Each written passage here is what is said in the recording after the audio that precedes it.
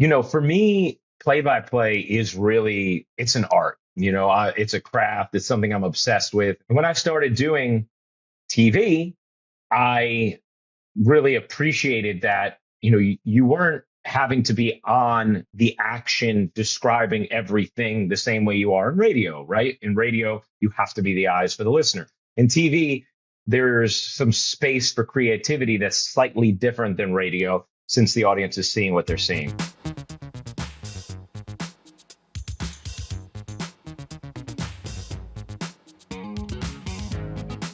Joining us now, he's a play-by-play announcer for women's college basketball, the WNBA, and the MNBA and ESPN. He calls New York Yankees and Brooklyn Nets games on Yes Network. A Fordham grad, father of two, slinger of sweatshirts, screamer of "You Bet!" It's Ryan Ruocco. Hi, Ryan. Well, you know what, Sarah? That was the most accurate, enthusiastic, eloquent intro I've ever gotten. So thank you.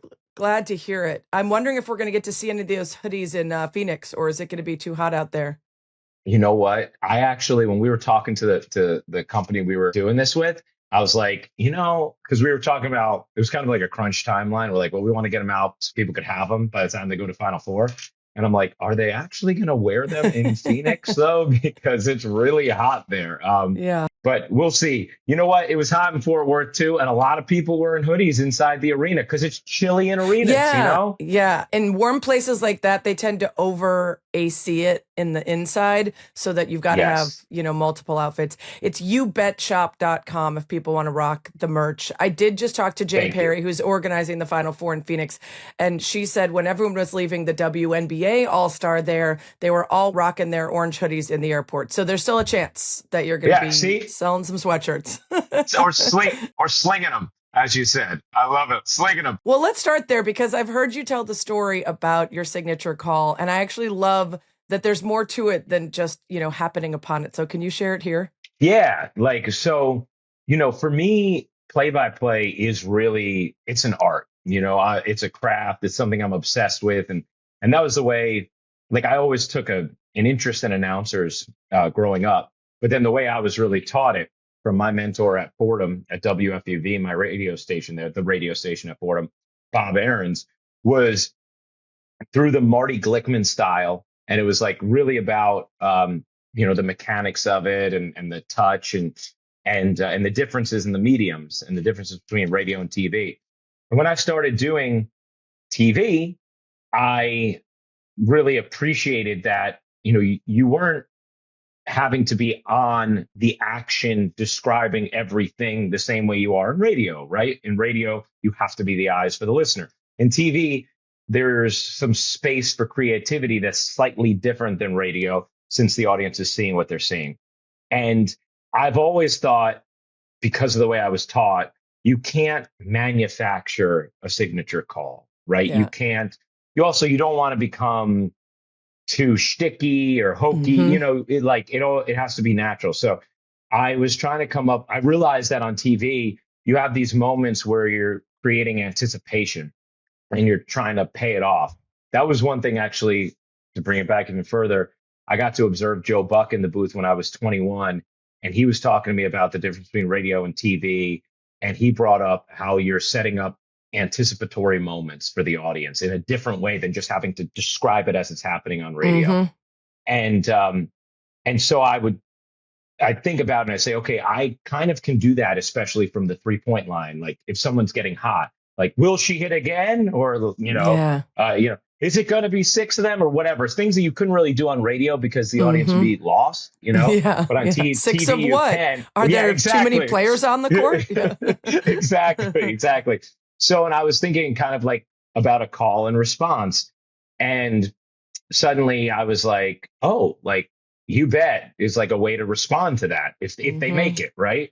And that's the only way you would punctuate it enthusiastically anyway. Because if you're like, is she going to hit again? And she doesn't, you're not going to have some exclamatory Well, that's call, also right? my favorite when you say, no. That's my director's favorite too. That was Van Gundy's favorite too. Yeah. I have fun with that. But I started using You Bet. I was like, oh, I kind of like that. I think this was 2011 or 2012, somewhere around there.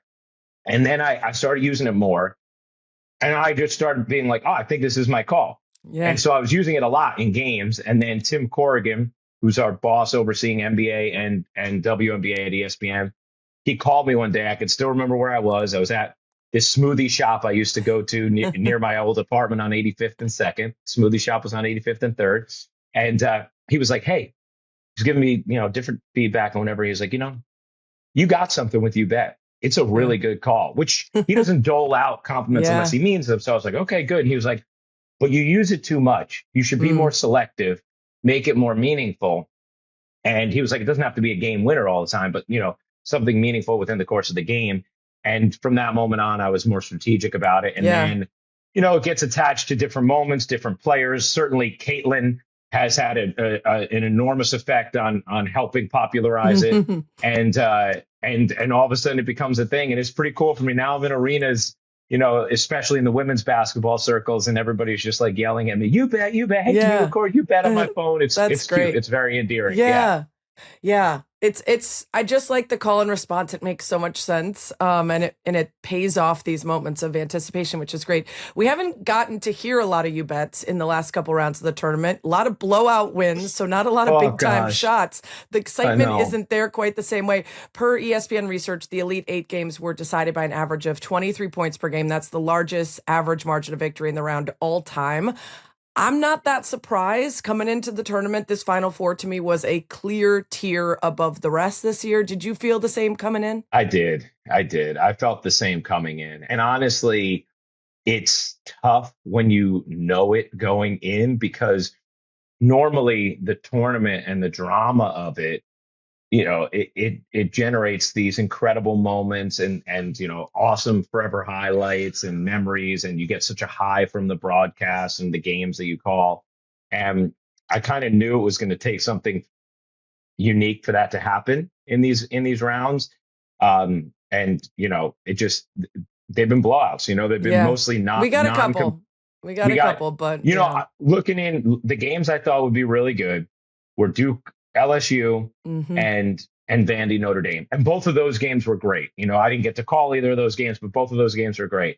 And then we had, I think the second round, we actually had quite a few really great games too. And that's what I expected. I thought, 7-25 this year, there was so much motion that I expected to be surprised in some of those, because they did move around a lot. Even a team like Duke that started the season so poorly and gradually moved its way up over the course of that deep season run. You had some questions up in the air. It was really just at the top where it felt pretty inevitable. I was surprised to hear that it's just the fifth time in the women's tournament that all four number one seeds advanced, though. Hasn't happened since 2018. It kind of feels so chalky all the time when you get to the late rounds that I was surprised. Yeah, I know. I was surprised at that too, Sarah. I was also surprised this is only the second time you ever had the same exact Final Four back-to-back years. Because, there has been through the years like such established programs, and I think one of the things that where the women's Final Four is different than the men is, you don't have the same kind of chaos and upsets often in the early rounds, right? Although we've had more in recent years, this year notwithstanding. Not so much. But then you usually end up with classic matchups in the Final Four and true, the programs with huge followings and whatever, because it's a safer bet, right, than in the men. So you would think you'd get some more duplication than what we actually have in the past, just the second time, which is surprising. I hate to dive back into is this good for basketball after 11 years of having that conversation about UConn, but let's do it. Back to back, same Final Four, good for the game that we're getting some of these repeat matchups, some of these storylines. I think what's good for the game is having the most genuinely competitive games with uncertain outcomes at the biggest moments. I think that's what's best for the game. We had a run recently where it felt like that was happening in the Sweet 16, in the Elite Eight, in the Final Four, in the national championship game, right? I think last year, what derailed a little bit of that was the Juju injury, because I think that USC UConn Elite Eight game would have been, it was like basically the first blip on what was that 2-year, like everything broke right for women's basketball ride, right? And then we kind of had some different, unfortunate moments after that. But like then UConn just beat the living hell out of everybody the rest of the tournament. And so we didn't necessarily have that. But I think where our payoff could come this year is, you're getting UConn, South Carolina in the semis, right? Like, and I do think UConn has looked a little bit more vulnerable than people thought they would be in this tournament, even though they've won their games handily. They haven't looked quite as good. And South Carolina has looked really good. And so maybe going into this tournament, I would have thought like, UConn's in its own tier and those other 1 seeds are like just below. Now I actually kind of look at it like they're all like Texas is playing the best basketball right now. Yeah. And then UCLA, has been incredible all season. The only game they've lost is to Texas. So I think, Sarah, if we get some great Final Four games, and I think we will, then I don't think we're all going to have the feeling we have now of like, oh, is this like bad for the game? Then I think we're going to be like, okay, thank God it was these 4 teams. Who cares how they got here? Look at the moments they gave us, But in general, in a perfect world, you have some of that also in the earlier rounds. Let's talk about these 4. So South Carolina's returning. They've got a couple familiar faces, Joyce Edwards, Raven and Tessa Johnson, but Tanaya Latson comes over from Florida State. Medina Okot transfers over from Mississippi State. You've got the freshman Agat Makir, who was big last night. How impressive is it for Dawn Staley to run it back? 6 straight Final Four for her with so many new faces. And she's been able to do this the last couple of years with the transfer portal. It's amazing. What Dawn has built in South Carolina is remarkable. And I think there's a couple of ways in which, Dawn separates herself as a coach or maintains consistent excellence. One is her teams always play their best this time of year. Like she is great at having her teams ascend at the right time.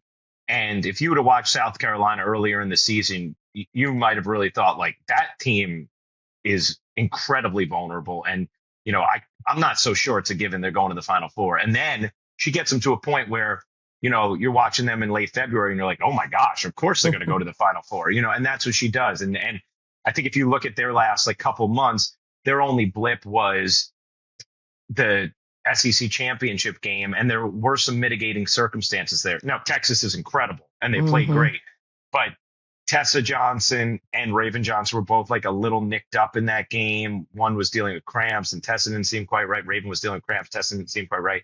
And also they had just come off the LSU game, which was a game that, great magnetism to it. I think it was probably a little hard to then play the next day, right? Everything else, they've looked incredible. And I also think Dawn does a great job throughout the course of the season of being willing to even lose a game to teach a lesson. She always keeps the big picture in mind. And if that means she's going to not call a timeout to stop a run at certain points in the season because she wants her team to learn a lesson, or she's going to sit a player down or change her lineup or whatever it might be, she's great at having the big picture in mind, knowing it's about how they're playing now. I also think what she deserves a ton of credit for is this is a South Carolina team that is without Chloe Kitts, who might have been their best player this year, and without Ashlyn Watkins, who was a total game changer, who's, not with the program this year. So for them to do this after the players they lost last year, but also with those two, you could have gone into the season saying those are their 2 best players. Yeah. And I think that is what makes this run very special. And, I know sometimes when you go every year, it can be hard for people to appreciate the accomplishment. I think it is an incredible accomplishment that South Carolina is back in the Final Four this year. They struggled a little bit early against TCU, but they pulled away to finish off the sweep of Elite 8 blowouts that we got. What stood out to you most about them in that game, or even their closer game against LSU in the Sweet 16, in terms of what is clicking? For me, a lot of it is Tanaya Latson playing her best ball now as she's really gotten into this chemistry, into this team, into being a more well-rounded player. Yeah, I think Latson playing as well as she has is a huge part of things, because they can't reach their ceiling unless she is, aggressive offensively, scoring, which we've seen her obviously not do it the same way she did at Florida State. That was to be expected. But the way she's evolved as a distributor, the way she has defended, and now getting back to that scoring as well, I think is a huge part of it. But the thing that's impressed me most is Raven. Raven Johnson is having an amazing season. And I think what struck me most is her lack of hesitation in shooting from three in the biggest moments. Like Rebecca and I were watching the game against TCU and together after our game, and we were both like, my gosh, like Raven Johnson is just like a big money bucket getter now. And, Mm-hmm. she's always had the defensive ability. She's always had the cerebral nature, the ability to run an offense. But the way she now can score and her confidence in taking and making big shots, I think it's a game changer for South Carolina. I also think it's done wonders for her draft stock. Like Yeah. I've talked to different, WNBA executives who I think now, are looking at her and saying like, oh, like I was worried about her hesitating shooting from three. Now I don't have that concern. Yeah, she's so smart out there too. And you heard Don Staley say of all the players she's coached, she's going to miss Raven Johnson the most, which is really saying something when you've got folks like Asia Wilson who came through. Yeah, she's really stepped up and done well for herself and the team. UConn had to work through 3 quarters against Notre Dame. It was their lowest point total through 3 at any point in their 54-game win streak. But in the fourth, again, it was like, oh, okay, I guess we should win the game now. Step on the gas. Can South Carolina take any tips from what the Irish did right through those first 3? I think so. I also think, right now, there's been moments in the first few games of this tournament for UConn where they've not been consistent enough getting Sarah Strong the basketball. Mm-hmm. And so if you can find a way to try and limit the touches of Sarah, I do think UConn's entire offense struggles some when it's not running through her. And then, this is more of a UConn thing than something South Carolina would do. But I think Azzi, if she has even the slightest window of daylight, she's got to shoot. There were times where I thought she was not aggressive enough, both in the Sweet 16 and the Elite Eight, after she had that historic second round game. And if those two aren't aggressive or aren't getting their normal touches, they become much more vulnerable because now all of a sudden a lot is falling on, Ashlyn Shade making shots, and she hasn't yet in this tournament. Mm-hmm. She's quite capable. We saw it last year in the run to the national championship game. We even saw it the year before, but she hasn't been hitting shots lately, right? KK Arnold is going to be selective with her opportunities offensively. Mm-hmm. So I think if you're South Carolina, that would be something that would encourage you. I think the X factor game changer for UConn is Bianca Quinones, who is just a monster. I mean, she's 6'2" with incredible guard skills, fearless because she's been playing pro ball since like ninth grade. Kind of unfair, really. Kind of unfair that they were like, let me shut down Sarah Strong and Azzi Fudd. And, it doesn't matter because now we've left Bianca Quinones and she's going to take us out. Yeah, like the way I feel about watching Bianca in this tournament is the way I felt about watching Sarah last year, where, we knew she was really good. It had a really good regular season, was clearly one of, if not the best freshman in the country. And then you watch her in the tournament and it was like, oh, wait, Sarah Strong's the best player in the country, Yeah. And Bianca's not the best player in the country, but I think she's having that same kind of moment of fan consumer discovery where if you're watching, you're like, wait a second, I knew she was good, but you're like, oh, another one for UConn.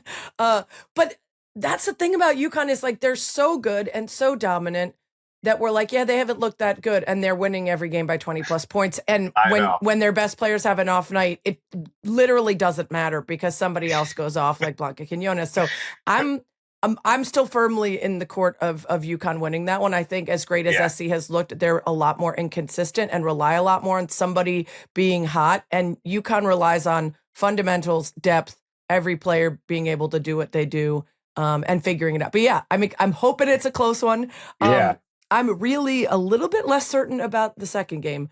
You were actually on the call for Texas, Michigan on Monday. These Longhorns, good Lord. They hit you from the very first second, and they do not let up until the game is out of reach. 10 minutes in, what are you seeing from Vic Schaefer's squad? What's interesting is like Vic is a super intense guy, and getting to know him over the years, he is, I think, he's focused on every detail. I think he carries a good amount of stress generally into each game. And he has been completely calm and so confident in his team. And he's even expressed it to us. Like yesterday, he said, we're going to have to not shoot well and really not play well to lose this game because they just don't match up with us.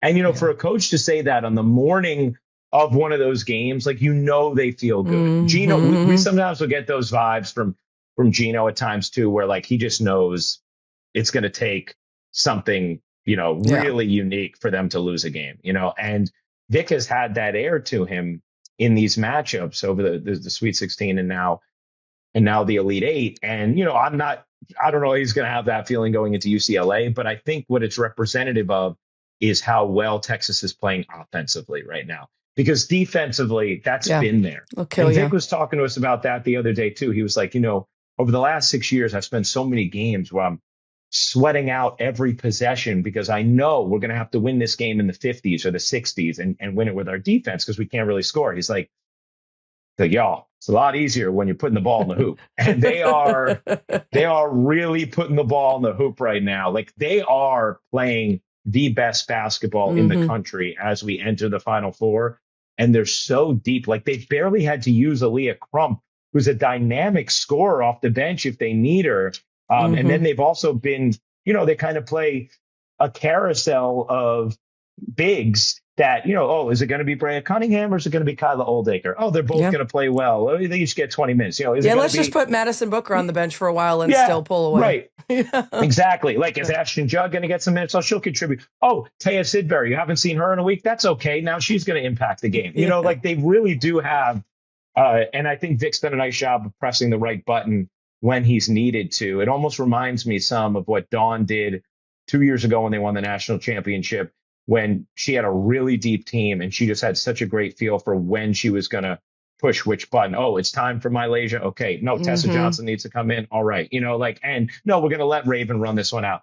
So anyway, I think Texas is playing incredible basketball going into the Final Four and going into this matchup against UCLA. Plus 142 point differential is the largest for an SEC team in NCAA tournament history entering the Final Four. So they are beating the brakes off everyone. Meanwhile, UCLA actually trailed Duke at the half, just the second time they've trailed at the break all season long. But then second half, whatever was said in the locker room, and they come out and they finish them off. What has stood out for you about UCLA, not just in this tournament, but all season long, and how strong they've been? Well, first of all, I just want to say I'm excited to go see Corey Close. She's one of my favorite people to me too. Interact with. And then she's wonderful. Like, she's just like, she's a human being who gives and gives. And you walk away feeling better. Right. Like, and I also appreciate, and this is one of the things I love about, and I know you experience it too, Sarah. Like, one of the things I appreciate about the ecosystem of women's basketball is there really is a shared feeling of connection between, even media and players and coaches in kind of the gratitude we all have for each other's roles. Yeah. And Corey definitely embodies that as much as anybody. So I'm so happy for them.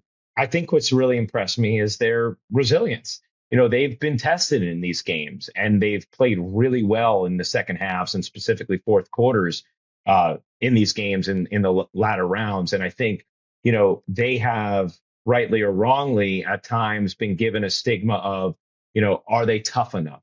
Can they handle this? And, last year I thought they answered questions by getting to the Final Four. And this year I think they've answered those questions again with some of the ways they were tested in the Sweet 16 and then especially in the Elite Eight. And so you combine them answering those tests with the fact that they are just, they're much more talented this season than they were last year. And I always thought, like, there was a lot on Kiki Rice in the past, like, and she's been a much better player this year and has like much less on her than she has in the past. What Ledger Walker has done for them is, incredible. Neatkins is a game changer, and then you have the mainstays as well. Obviously, Lauren Betts being the central pillar. So I just feel like I think as great as Texas is playing, UCLA has an excellent chance to win this game. And whoever comes away the winner in that game, you're probably going to still think the loser is a great basketball team. I don't think anyone's like I don't think anyone's going to be overmatched in that game. Yeah. Well, last year we felt that way about the Bruins going into the maybe Sweet 16, Elite 8, Final Four, even like they're too big. No one can stop Lauren Betts. This is, who's going to get in their way? No matter how well everyone else was playing. We just thought, oh, the Bruins, they look unbeatable. And then, remind us how things ended for them last year. It wasn't close. No, it wasn't. No, UConn beat the living hell out of them. And I think that UConn was just last year they were in one of these like rhythmic missions, if you will, where it was just like everything's clicking. Get Paige a title. Exactly. Yes, exactly. AZ was playing the best basketball of her career at that time, right? Like Sarah Strong was historically good in the tournament, and then Paige. So they ran into a buzzsaw last year. There's a chance that like Texas kind of is in that place. Is that buzzsaw? Yeah, that UConn was in last year. Like, I don't think there's a 0% possibility. There's probably a better way to word that. There is a greater than 0% chance that we end up talking on Monday and we say, oh, I guess we should have known Texas was going to win both games by 18. Right. Like they're playing that good that I think that option's on the table. I do. But I think the stronger possibility is we get 3 really competitive games with serious drama. Yeah. And it's kind of a toss up. I'd probably say Texas because of how they've been playing. I haven't seen the lines, but I'm guessing they're like a slight favorite in that game against UCLA. But UCLA, I do think it's not the same as last year in that they just have way more answers when it comes to the guard position and the wing position than they did a season ago. Is there a difference maker, either a player or a style or something that has to go right or wrong in that Longhorns Bruins matchup? Yeah, I think for UCLA to win, I think they need Texas to have both Harmon and Lee miss shots. Like Booker's going to do what she does, right? Like she's remarkably efficient. Oldacre probably won't be able to do what she did in the Elite 8 because with 1 Betts, not to mention 2 gunking up the lane, she's not going to be able to be as big like that. I think you guys described her as like a bully holding the ball over the heads of smaller people. That's not going to work against UCLA. Exactly. And so I think it's going to be really important for Texas to get now, like Jordan Lee, who's been incredible in the first 3 games of the tournament. She shot horribly in the Elite 8. Like 0 for 9 or something from 3. And she finished, I think, 2 of 18 from the floor. Now, some players you worry about them going in the tank after that. Like I don't with her. She's a really strong kid mentally and like super, super smart. But forgetting how it does or doesn't affect her, she's going to need to hit shots. And Rory Harmon is going to need to hit shots and maintain the same level of offensive aggression that she has, especially early in games over the last couple games. I think if that doesn't happen, right, if Lee goes 2 for 11 and if Harmon is 2 for 7, then I think Texas is going to be in some trouble because I don't think they're going to get the same level of interior production against UCLA that they've gotten in their other games. And this is a game where, because of that, Aaliyah Crump might be an X factor as well. Like even Crump's teammates the other day were telling us, I know she's not playing a ton of minutes. Like there's going to be a moment at some point in this tournament where she's going to like really help win us a game. Like she's going to be really important. And I do think that's one area where Texas is different this year. If they need to, they have the ability to put an additional 3-point shooter on the floor that they just did not have in years past. And that's Crump.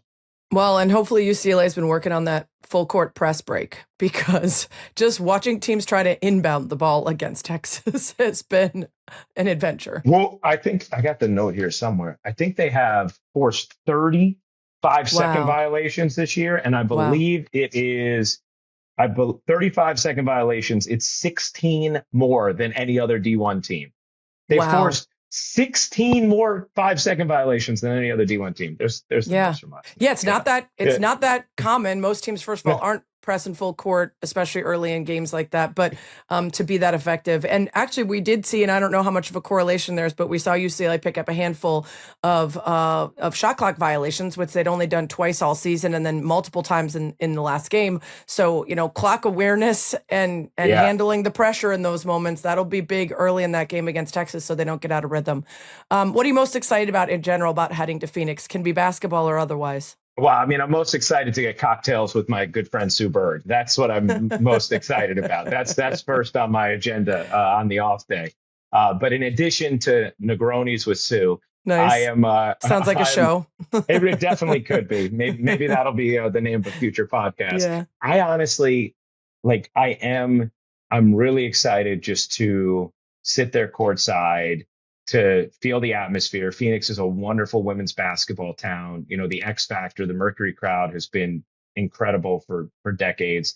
I'm just excited to see how these teams play out. Like, what I want is close games. Like, please, I'm dying for some close games. Yeah.